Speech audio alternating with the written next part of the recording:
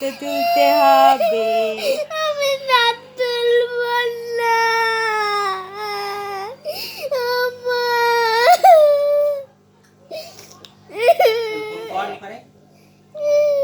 সামনের দাঁত উঠে গেলে কি হবে? দাঁত পোকলা।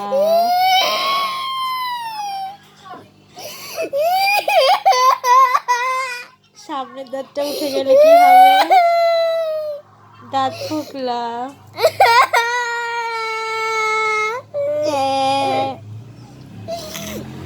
তুই কাঁদছিস কেন? দাঁত তো সবার পরে।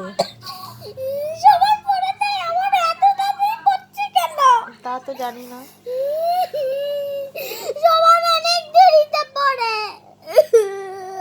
সবার তাড়াতাড়ি পড়ে, তাড়াতাড়ি আবার উঠে যাবে।